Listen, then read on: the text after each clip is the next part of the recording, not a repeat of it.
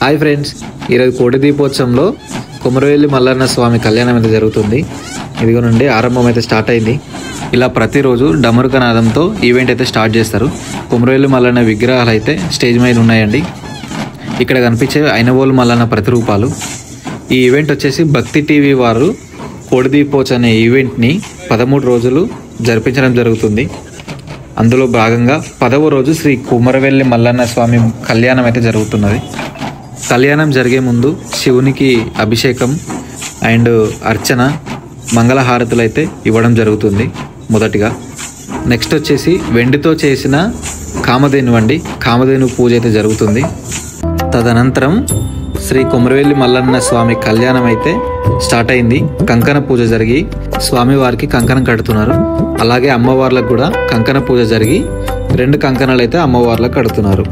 కంకణ పూజ జరిగిన తర్వాత అడ్డుతెరనైతే పెట్టారు ఇప్పుడే కళ్యాణ మహోత్సవంలో. తదనంతరం జీలకర్ర బెల్లం కూడా పెడతారండి, చూస్తూ ఉండండి.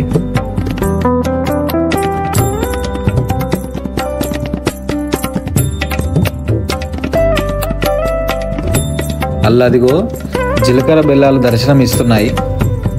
ధ్రువం దేనో ధాబరుణో ధ్రువం దేనో బృహస్పతి అంటూ అయ్యవాళ్ళు అయితే మంత్రాలు చదువుతూ జీలకర్ర బెల్ల సమర్పణ అయితే చేస్తున్నారు.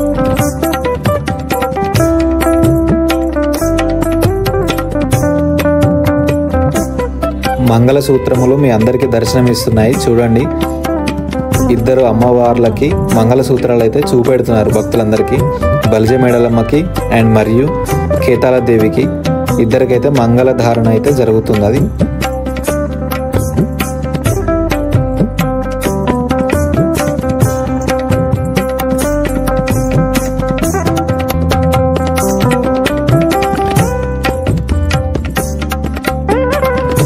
స్వామివారికి తలవాలైతే సమర్పిస్తున్నారు.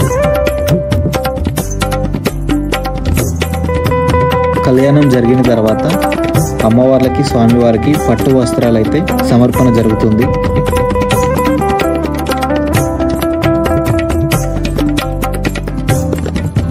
అండ్ అలాగే దండలు కూడా వేస్తున్నారు స్వామివార్లకి మరియు అమ్మవార్లకి.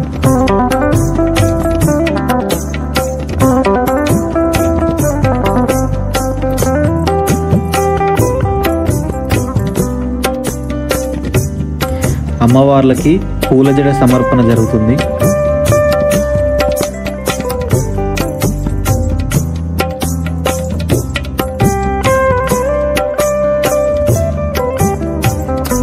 అలంకరణ అంతా అయిపోయిన తర్వాత ఆరతి అయితే ఇస్తున్నారు.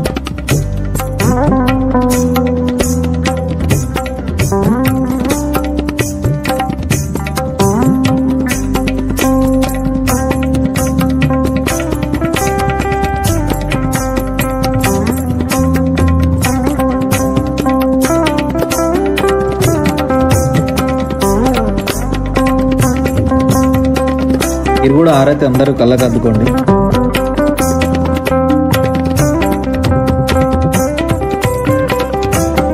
అదిగోండి శ్రీ కొమరవెల్లి మల్లన్న స్వామి కళ్యాణం జరిగిన తర్వాత ఎంత దివ్యంగా కనిపిస్తున్నాడో.